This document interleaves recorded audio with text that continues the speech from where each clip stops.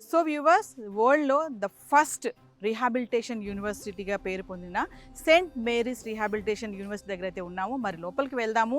Admission process ఏంటి, ప్రత్యేకతలు ఎలా ఉంటాయి, స్టూడెంట్స్ అకామిడేషన్ ఏంటి, మరి ఫ్యాకల్టీస్ ఎలా ఉన్నారు, ఇవన్నీ కూడా మీకు చూపించే ప్రయత్నం చేస్తాను. నన్ను ఫాలో అయిపోండి.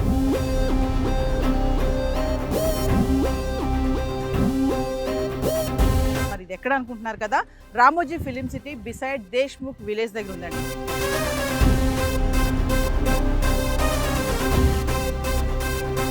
ఇప్పుడు నేను ప్రెజెంట్ సెయింట్ మేరీస్ రీహాబిలిటేషన్ సెంటర్లో అయితే ఉన్నాను.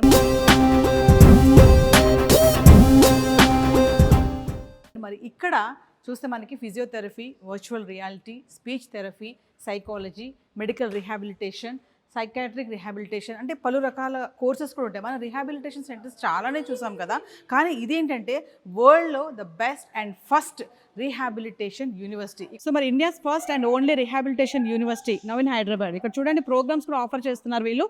Allied health sciences, rehabilitation sciences, psychology, nursing and speech and hearing, engineering, special need education and pharmacy. మరొకసారి లోపలికి వెళ్దాము. ఈ రీహాబిలిటేషన్ సెంటర్లో కోర్సెస్ ఏమున్నాయి, మరి ఫ్యాకల్టీస్ ఎలా ఉన్నారు, ట్రైనీస్ ఎలా ఉన్నారు, కుదిరితే కొంతమంది పిల్లలతో కూడా మాట్లాడే ప్రయత్నం చేద్దాం. నన్ను ఫాలో అయిపోండి.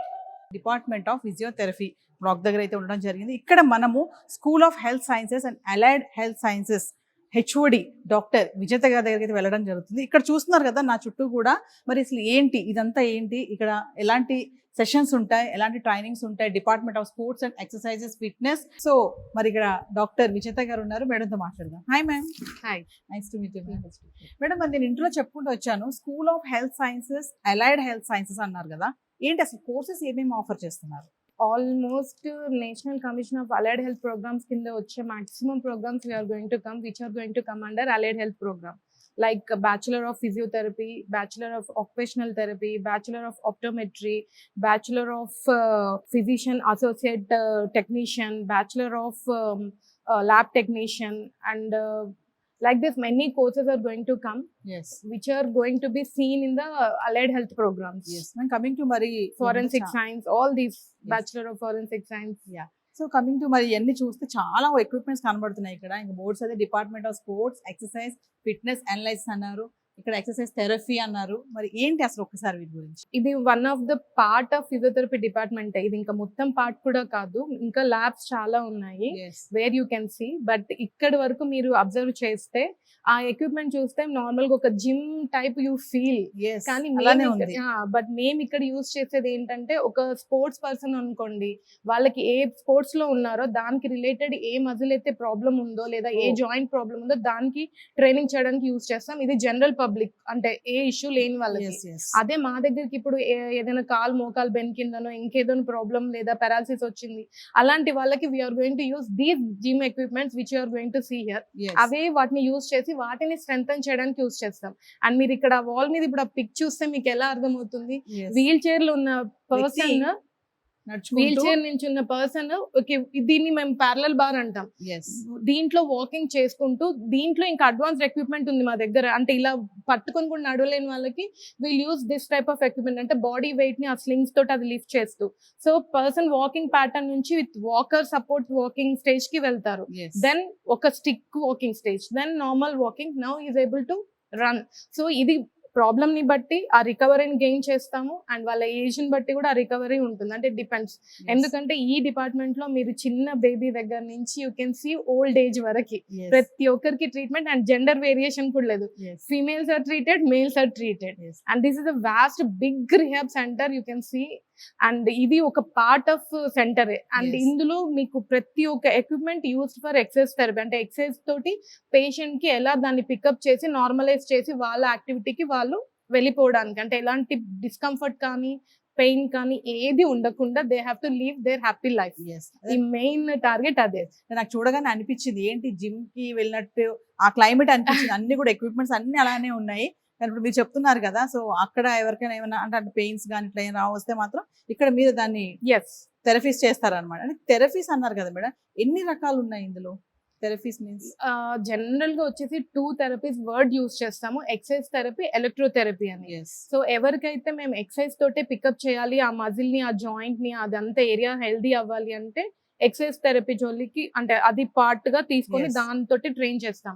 కొంతమంది పెయిన్, డిస్కంఫర్ట్ లేకపోతే వాళ్ళంతట వాళ్ళు మజిల్ ని మూవ్ చేయలేని పొజిషన్ ఇలాంటివి ఉన్నప్పుడు వీ హ్యావ్ డిఫరెంట్ ఎక్విప్మెంట్ దానికి, ఆ పెయిన్ ని అంటే ఆ ప్రాబ్లమ్ ని బట్టి ఆ ఎక్విప్మెంట్ ఏది వాడాలంటే, ఇప్పుడు జనరల్ గా ఒక డాక్టర్ దగ్గరికి వెళ్ళినప్పుడు అందరికి సేమ్ పెయిన్ కిల్లర్ ఇవ్వరుగా పెయిన్ చెప్పినప్పుడు. సో మేము కూడా అలాగే డిఫరెంట్ యూస్ చేస్తాము. ఇంకా పెరాలసిస్ వాళ్ళకి మజిల్ వాళ్ళు ఆటోమేటిక్ గా మూవ్ చేయలేరు, ఆ నర్వ్ ప్రాబ్లమ్ Yes. తోటి అదంతా వీక్ అయిపోతుంది. సో మా దగ్గర మెషిన్ ఉంటుంది, దాన్ని యాక్టివేట్ చేసి then will go to train them to, అంటే ఎలక్ట్రోతో మళ్ళీ ఎక్సర్సైజ్ థెరపీ, ఇట్లా కాంబినేషన్ ట్రీట్మెంట్ వెళ్తుంది. Madam department of speech language pathology అన్నారు కదా, అంటే ఇక్కడ ఏముంటుంది, ట్రైనింగ్ ఎలా ఇస్తారు ఇక్కడ ఒకసారి? ఇది మీకు ఆ వర్డ్ లోనే తెలిసిపోతుంది కదా, speech and language. Yes so speech అంటే మీరు ఏం ఎక్స్పెక్ట్ చేస్తారు? మాట్లాడడం. కానీ ఆ ప్రాబ్లం చాలా మందికి ఉంటది. మనం నత్తి అంటుంటాము Yes. కొంతమందికి, అండ్ చిన్నప్పుడు త్వరగా మాటలు మాటలు రావట్లేదు, అండ్ వాళ్ళకి ఆ చెప్పినా కూడా కొంతమందికి కొన్ని లెటర్స్ ని పలకడం రాదు. ఇలాంటివన్నీ థెరపీస్ ఇక్కడే అవుతాయి. అండ్ కొంతమందికి ఏంటంటే హియరింగ్ ప్రాబ్లం వల్ల స్పీచ్ ఉండదు. సో దానికి కావాల్సిన ఎయిడ్ పెట్టేసి ఈ ట్రైనింగ్ ఇస్తారు. ఎందుకంటే Yes. మనిషి తన వాయిస్ తను వినకపోతే స్పీచ్ అనేది రావడం కష్టం. సో దాన్ని ట్రైన్ చేసి వాళ్ళని నార్మల్ గా మాట్లాడేటట్టు చేయడం టార్గెట్ ఇక్కడ. ఎస్ అందులో ఇంకా కొంతమంది మాటలు వచ్చి కూడా హెడ్ ఇంజురీ అవ్వడము, స్ట్రోక్ అంటే పెరాలసిస్ అటాక్ రావడం, మాటలు పోతాయి. అలాంటి వాళ్ళకు కూడా will give speech therapy to gain. So Yes. చిన్న పిల్లలకి అవసరమే, పెద్దవాళ్ళకి కూడా. పెద్ద వాళ్ళకి కూడా అవసరమే. సో ఇక్కడ కమ్యూనికేషన్ పిరమిడ్ అని పెట్టారు, ఒక్కసారి బాగుంది. Speech sounds, pragmatics, expressive language. ఇది అదే సీక్వెన్స్ లో అవుతుందండి. Yes. మొత్తం ప్రోగ్రామ్ మొత్తం ఏదున్నా మనం ఏదైనా మనిషి ఎక్స్ప్రెస్ చేయకపోతే మెంటల్ గా కానీ ఫిజికల్ గా కానీ వాళ్ళు గ్రో అవ్వడం కష్టం. మనిషి తను ఎక్స్ప్రెస్ చేసే స్టేటస్ ఉండాలి. అండ్ పిల్లల దగ్గర నుంచి అది రాలేదు అనుకోండి, వాళ్ళ గ్రోత్ ఆగిపోయినట్టే. సో దాన్ని మనం సెట్ చేయగలిగే కెపాసిటీ ఈ స్పీచ్ ట్రైనింగ్ తోటే Yes. ఉన్నట్టు. అంటే ఇక్కడ కూడా ఈ స్పీచ్ థెరపీలో కూడా ఏజ్ ఉంటుంది అంటే చిన్న బొమ్మలు కూడా కనబడుతున్నాయి మాకు, అంటే చిన్న పిల్లల దగ్గర అంటే నుంచి. ఇప్పుడు మీరే చెప్పండి, జనరల్ గా మాట అమ్మ అని ఫస్ట్ అత్త, తాత ఇవే వర్డ్స్ కదా వచ్చేది. Yes. అక్కడి నుంచే కదా మదర్ ఐడెంటిఫై చేస్తారు. సో అది రావట్లేదు అంటే అది ఏ ఏజ్ లో అయినట్టు, ఆల్మోస్ట్ Yes. అవునా, చిన్న ఏజ్ లో కదా. Yes. సో అక్కడ డిటెక్ట్ అయిన వాళ్ళని వీల్ స్టార్ట్ గివింగ్, దానికి స్పెషలిస్ట్ అంటే పీడియాట్రిక్ సపరేట్ గా, అడల్ట్ కి సపరేట్ గా, అండ్ దీంట్లో డిఫరెన్సియేషన్ చేస్తూ ట్రైనింగ్ ఉంటుంది, Yes. సెషన్స్ తీసుకోవడం. విజేత గారు, మరి డిపార్ట్మెంట్ ఆఫ్ సైకాలజీ, ఇంకా మంచి psychology scientific discipline that studies mental state, process and behaviour humans and other animals. ఒక ఫిగర్ అయితే వేశారు, కొంచెం అర్థం కావట్లేదు ఒకసారి. జనరల్ గా యాక్చువల్ గా సైకాలజీ అనగానే చాలా మంది ఆ ట్రీట్మెంట్ పిచ్చి వాళ్ళకి మాత్రమే ఇచ్చుకుంటారు అంటారు. కానీ ఇప్పుడున్న సిచ్యువేషన్స్ కి అయితే అందరికి అందరికి అది ఏజ్ తో కూడా సంబంధం సంబంధం లేదు. లేదండి. స్కూల్ కి వెళ్ళే పిల్లలు కూడా నాకు డిప్రెషన్ వస్తుంది, నాకు ఫ్రస్ట్రేషన్ ఫ్రస్ట్రేషన్ వస్తుంది, ఎగ్జామ్ ఫియర్ వస్తుంది, Yes. ఇవి కామన్ అయిపోయింది కదా నవడేస్ యూజింగ్. సో ప్రతి ఒక్కరికి సైకాలజీ కౌన్సిలింగ్ థెరపీస్ అనేది చాలా మ్యాండేటరీ అయిపోయింది. అండ్ మనకు మెరిటల్ లైఫ్ స్టేటస్ లో కూడా చాలా డిప్రెషన్. చాలా వస్తున్నాయి ఇవాళ రేపు, అంటే లైక్ అండర్స్టాండింగ్ నేచర్. ఎందుకంటే మనం సైకలాజికల్ గా వాటిని బ్యాలెన్స్ చేయలేకపోతున్నాం ఎమోషన్స్ ని ఒకప్పటిలాగా, బికాస్ ఆఫ్ స్ట్రెస్ కావచ్చు, యాంగ్జైటీ కావచ్చు, లైఫ్ స్టైల్ కావచ్చు, ఏమన్నా ఉండొచ్చు.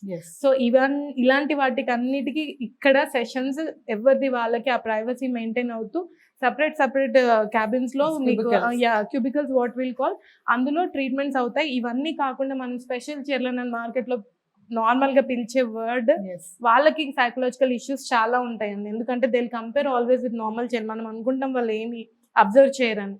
సో వాళ్ళకు కూడా సైకలాజికల్ ట్రీట్మెంట్స్ కావాలి, and that will be done here. So ఇక్కడ this much of list psychology services.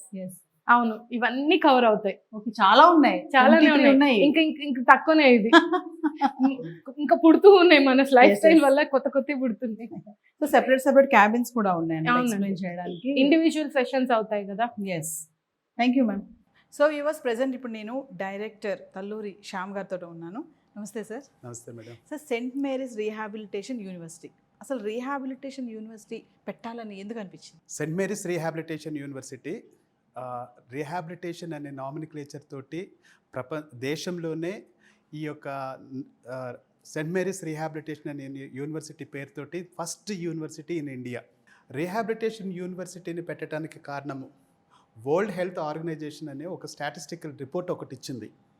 ఈ స్టాటిస్టికల్ రిపోర్ట్లో ఏమనుంది అని అంటే there are about 7.4 billion population ఉన్నారు. దీంట్లో అవుట్ ఆఫ్ 7.4 బిలియన్ పాపులేషన్లో 2.4 billion population needs rehabilitation services. అదే భారతదేశంలో చూసినట్లయితే 21 టైప్స్ ఆఫ్ డిజేబిలిటీస్ ఉన్నాయి. ఈ 21 టైప్స్ ఆఫ్ డిజేబిలిటీస్ని అడ్రస్ చేయడానికి కావాల్సినటువంటి అంబ్రిల్లా సర్వీసెస్ ఏవైతే కావాలో, అంబ్రిల్లా హ్యూమన్ మేనేజ్మెంట్ ఏదైతే కావాలో ఈ రెండు లేదు. కాబట్టి సెయింట్ మేరీస్ రీహాబిలిటేషన్ యూనివర్సిటీ అటు హ్యూమన్ రిసోర్స్ని డెవలప్ చేయటము, సర్వీసెస్ని ప్రాపర్ ప్రోటోకాల్ తోటి ఇంప్లిమెంట్ చేయటం కోసమని సెయింట్ మేరీస్ రీహాబిలిటేషన్ యూనివర్సిటీ అనేది స్టార్ట్ అయింది. దీంట్లో రీహాబిలిటేషన్కి సంబంధించినటువంటి programmes bachelor of audiology and speech language pathology, clinical psychology, rehabilitation psychology, physiotherapy, occupational therapy, allied health ప్రోగ్రామ్స్ని కూడా దీంట్లో ఇంటిగ్రేట్ చేస్తూ లైక్ కార్డియోవాస్కులర్ టెక్నీషియన్, తర్వాత anaesthesia and operation theatre technician, emergency and medical care technician, ఇలాంటి courses అన్నీ కూడా దీంట్లో ఉన్నాయి. ఫారెన్సిక్ సైన్సెస్కి సంబంధించినటువంటి కోర్సెస్ కూడా మన యూనివర్సిటీలో ఉన్నాయని నేను గర్వంగా చెప్పగలను. సార్ ఒక్క విషయం చెప్పండి ఫైనల్, అంటే మీ విజన్ అండ్ మిషన్ ఏంటి పెట్టడానికి? The mission is only to address the 21 types of disabilities, particularly to address the children with neurodevelopmental disorder. Yes. Thank you, sir. Thank you very much.